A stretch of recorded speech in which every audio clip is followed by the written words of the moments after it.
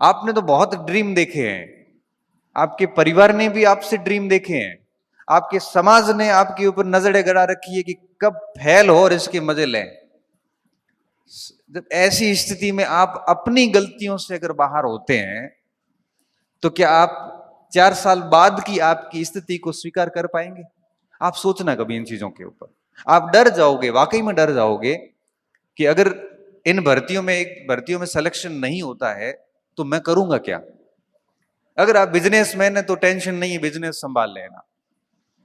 अगर आप बहुत बड़े कृषक के, जमींदार टाइप के, तो ठीक है, खेती किसानी संभाल लेना। अगर आप मध्यम वर्गीय गरीब परिवार से व्यक्ति है तो सोचना कि बड़ा भविष्य को देखकर डर लगेगा कि यार क्या करेंगे फिर।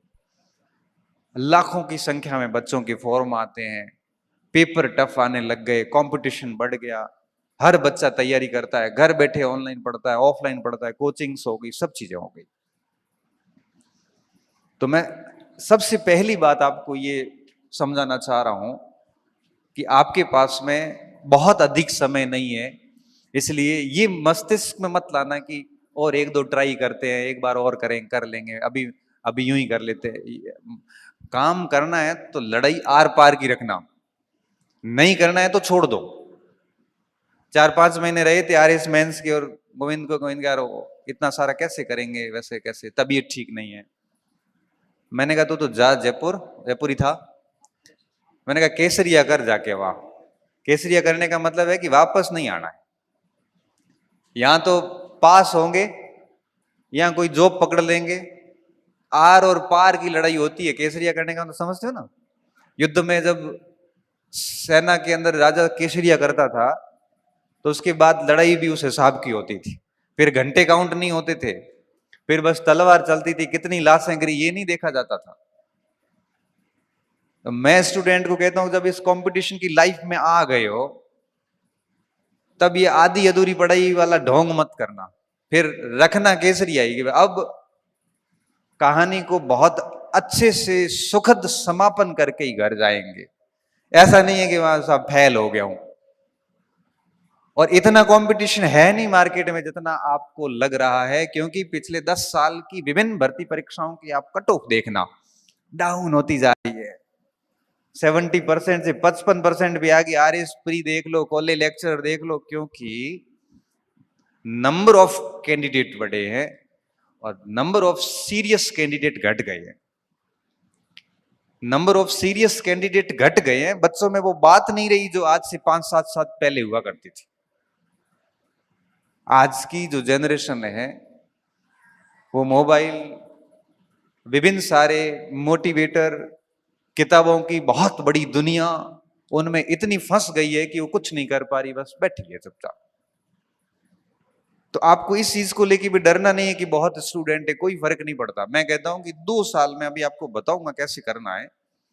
कोई स्टूडेंट 2 साल अगर अपने जीवन का 2 साल तरीके से दे देता है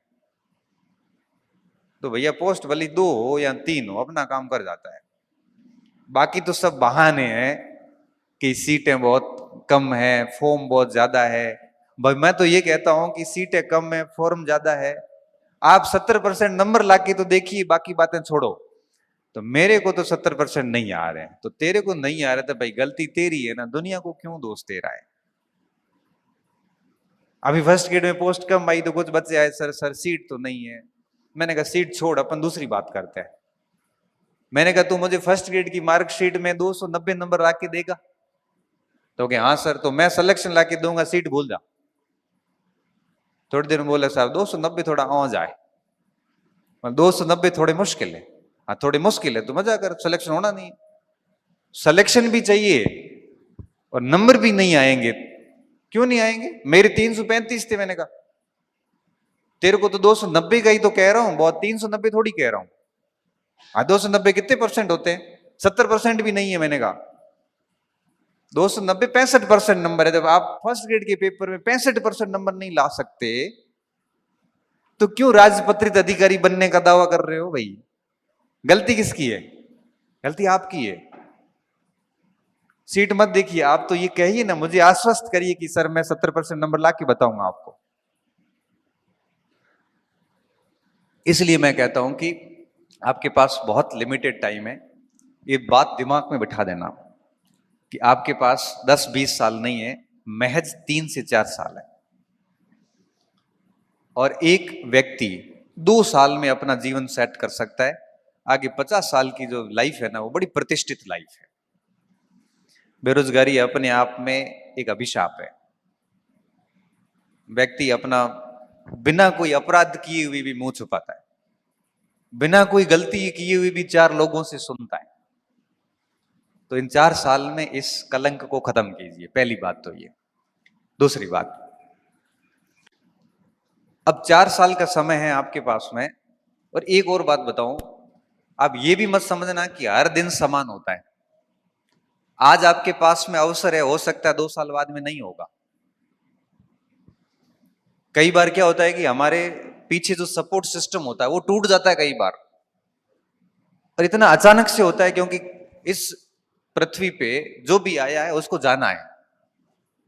और कई बार ऐसा होता है कि हमें पीछे फंड देने वाला व्यक्ति चला जाता है, और ऐसी स्थिति आती है कि महानगर छोड़ के ढाणी में आना पड़ता है।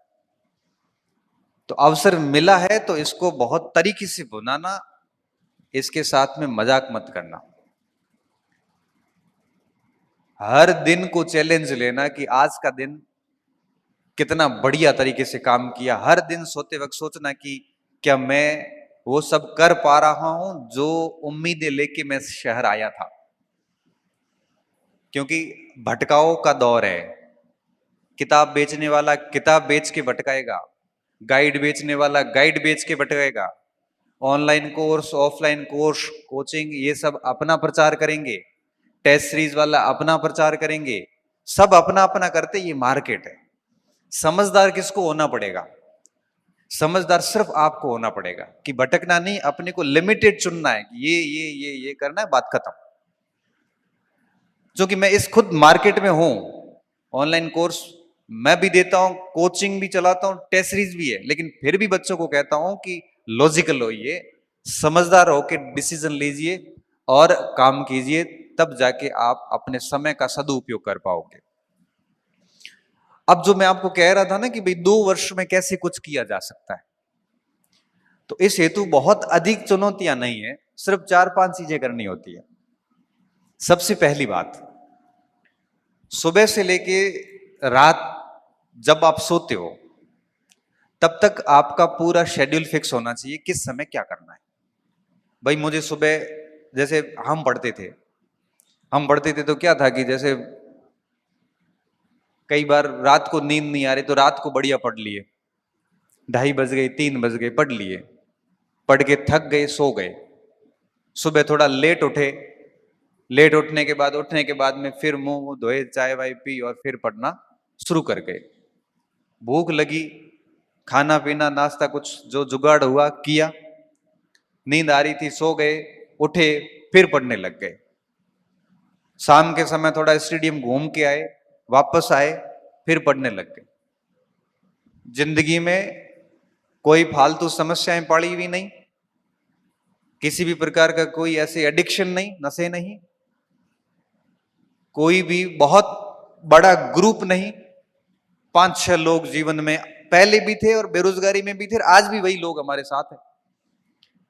रिश्ते नाते खत्म कर दिए, कोई किसी का नहीं है। सबसे पहले प्रहार करते हैं ये लोग फेल होने के बाद।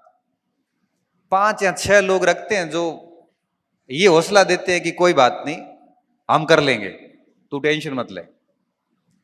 और ईश्वर की दया से मेरे जितने भी दोस्त से सारे बढ़िया जगहों पे सारे अधिकारी है।